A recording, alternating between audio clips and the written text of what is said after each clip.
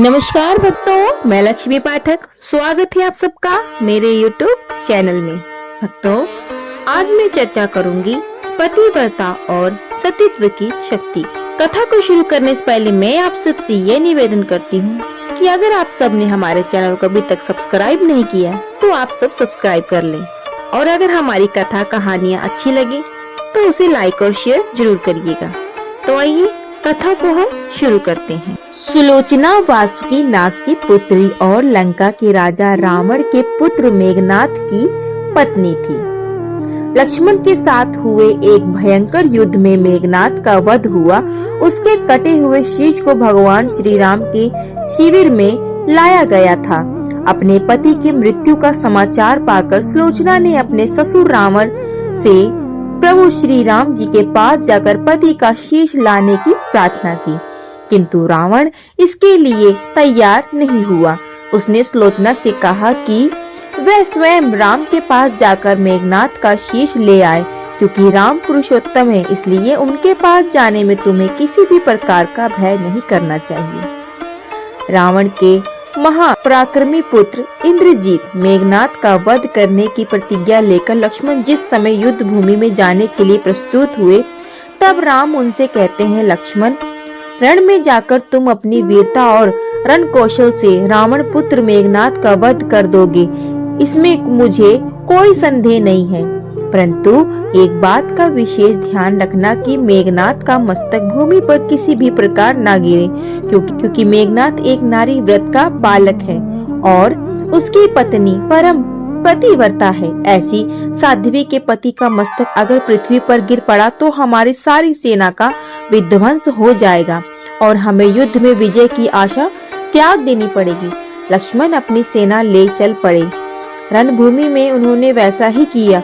युद्ध में अपने बाणों से उन्होंने मेघनाथ का मस्तक उतार लिया, पर उसे पृथ्वी पर नहीं गिरने दिया। हनुमान उस मस्तक को रघुनंदन के पास ले आए। मेघनाथ की दाहिनी भुजा आकाश में उड़ती हुई पत्नी सुलोचना के पास जाकर गिरी। सुलोचना चकित हो गई। दूसरे ही क्षण दुख से आतुर होकर विलाप करने लगी, पर उसने भुजा को स्पर्श नहीं किया। उसने सोचा कि संभव है यह भुजा किसी अन्य व्यक्ति की हो, ऐसे पर पुरुष को स्पर्श करना दोष है। निर्णय करने के लिए उसने भुजा से कहा, यदि तुम मेरे स्वामी की भुजा है तो मेरे पतिव्रत की शक्ति से युद्ध का सारा वृत्तांत लिख दे। तो फिर भुजा ने लिखना शुरू कर दिया। युद्ध भूमि में श्री राम के भाई लक्ष्मण से मेरा युद्ध हुआ। लक्ष्मण ने कई वर्षों से पत्नी, अन्न और निद्रा छोड़ रखी है। वे तेजस्वी तथा समस्त देवियों गुणों से संपन्न है। संग्राम में उनके साथ मेरी एक नहीं चली। अंत में उनके बाणों से मेरा प्राण निकल गया। मेरा शीश श्री राम के पास है। पति की भुजा लिखित पंक्तियों को पढ़ते सुलोचना व्याकुल हो गई। पुत्र वधू के विलाप को सुनकर लंकापति रावण ने आकर कहा, शोक न कर पुत्री, प्रातः होते ही शास्त्रों मस्तक मेरे बाणों से कट कट कर पृथ्वी पर लौट जाएंगे। मैं रक्त की नदियां बहा दूंगा। करुणा चित्कार करती हुई सुलोचना बोली, पर इससे मेरा क्या लाभ होगा पिताजी? शास्त्रों करोड़ों शीश भी मेरे स्वामी के शीश के अभाव की पूर्ति नहीं कर सकेंगे। सुलोचना ने निश्चय किया कि मुझे अब सती हो जाना चाहिए, किंतु पति का शव तो राम दल में पड़ा हुआ था, फिर वह कैसे सती होती? जब अपने ससुर रावण से उसने अपना अभिप्राय कहकर अपने पति का शव मंगवाने के लिए कहा, तब रावण ने उत्तर दिया, देवी, तुम स्वयं ही राम दल में जाकर अपने पति का शव प्राप्त करो। जिस समाज में बाल ब्रह्मचारी हनुमान, परम जितेंद्रिय लक्ष्मण तथा एक पत्नीवर्ती भगवान श्री राम विद्यमान है, उस समाज में तुम्हें जाने से डरना नहीं चाहिए। मुझे विश्वास है कि इन महापुरुषों के द्वारा तुम निराश नहीं लौटोगी। सुलोचना के आने का समाचार सुनते ही श्री राम खड़े हो गए और स्वयं चलकर सुलोचना के पास आए और बोले, देवी, तुम्हारे पति विश्व के अन्यतम योद्धा और पराक्रमी थे। उनमें बहुत से सद्गुण थे, किंतु विधि के लेख को कौन बदल सकता है? आज तुम्हें इस तरह देखकर मेरे मन में बहुत पीड़ा हो रही है। सुलोचना भगवान श्री राम की स्तुति करने लगी। श्री राम ने उसे बीच में ही टोकते हुए कहा, देवी, मुझे लज्जित ना करो। पतिव्रता की महिमा अपार है, उसकी शक्ति की तुलना नहीं है। मैं जानता हूँ कि तुम परम सती हो, तुम्हारे सतीत्व से तो विश्व भी थर्राता।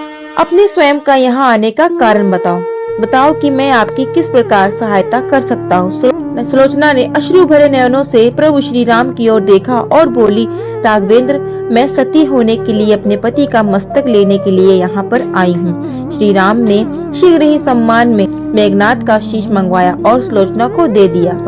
पति का शीश देखते ही सुलोचना का हृदय अत्यधिक द्रवित हो गया। उसकी आंखें बड़े जोरों से बरसने लगी। रोते रोते उसने पास खड़े लक्ष्मण की ओर देखा और कहा, सुमित्रा नंदन, तुम भूलकर भी गर्व मत करना कि मेघनाथ का वध मैंने किया है। मेघनाथ को धराशायी करने की शक्ति विश्व में किसी के पास नहीं थी।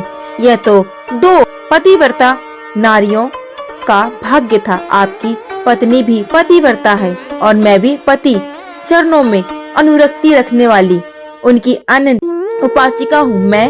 पर मेरे पति देव पतिव्रता नारी का अपहरण करने वाले पिता का अन्न खाते थे और उन्हीं के लिए युद्ध में उतरे थे। इसी से मेरे जीवन पति परलोक सिधारे। सभी योद्धा सुलोचना को राम शिविर में देखकर चकित थे। वे ये नहीं समझ पा रहे थे कि सुलोचना को ये कैसे पता चला कि उसके पति का शीश भगवान राम के पास है। जिज्ञासा शांत करने के लिए सुग्रीव ने पूछ ही लिया कि यह बात तो उन्हें कैसे ज्ञात हुई कि मेघनाथ का शीश श्री राम के शिविर में है। सुलोचना ने स्पष्टीकरण देते हुए बताया, मेरे पति की भुजा युद्ध भूमि से उड़ती हुई मेरे पास चली गई थी, उसी ने लिखकर मुझे बता दी।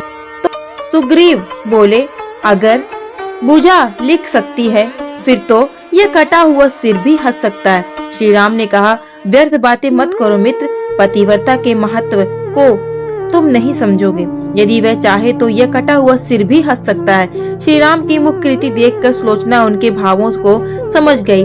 उसने कहा, यदि मैं मन वचन और कर्म से पति को देवता मानती हूँ तो मेरे पति का यह निर्जीव मस्तक हंस उठे। सुलोचना की बात पूरी भी नहीं हुई थी कि कटा हुआ मस्तक जोरों से हंसने लगा। यह देखकर सभी दंग रह गए। सभी ने पतिव्रता सुलोचना को प्रणाम किया। सभी पतिव्रता की महिमा से परिचित हो गए।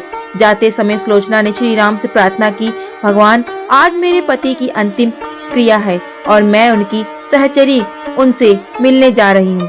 अंत आज युद्ध बंद रहे। प्रभु श्री राम ने सुलोचना की प्रार्थना स्वीकार कर ली। सुलोचना पति का सिर लेकर वापस लंका आ गई। लंका में समुद्र के तट पर एक चंदन की चिता तैयार की गई। पति का शीश गोद में लेकर सुलोचना चिता बैठी और धधकती हुई अग्नि में कुछ ही क्षणों में सती हो गई। तो भक्तों, यह थी सती सुलोचना की कथा। ऐसी ही कथा के लिए आप हमारे चैनल लक्ष्मी पाठक को सब्सक्राइब करें और अगर कथा अच्छी लगी तो उसे लाइक करें। मिलेंगे फिर एक कथा में, तब तक के लिए धन्यवाद।